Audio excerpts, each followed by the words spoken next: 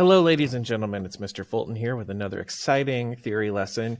Today, we're going to be talking about range. Now, range is the distance between your lowest note and your highest possible note, and it varies between person to person or instrument to instrument. For example, on a piano, the piano has a very vast range and can hit all of these different octaves.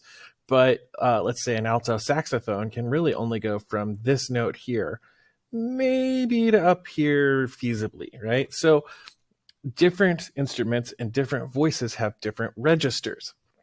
So from any C up or down to the next C is called an octave.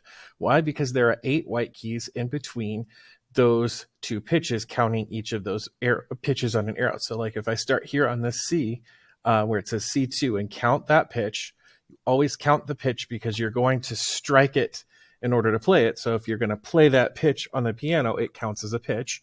So it's 1, 2, 3, 4, 5, 6, 7, 8.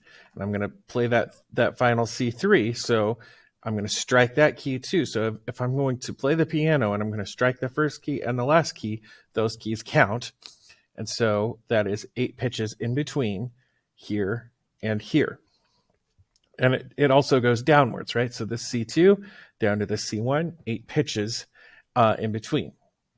Now, all of the pitches from one C up 2, but not including the next C, are said to be in the same octave register. So that's a little bit different than the octave because you notice that the octave counts both Cs when we're counting 8 pitches. The register only counts up to the note right before. So let's go up here somewhere to, let's say, C6. The note here, where my cursor is landing, would be D6 because it's in the 6th register. But if I go one note below C6, this is actually B5 because it belongs to the C5 register.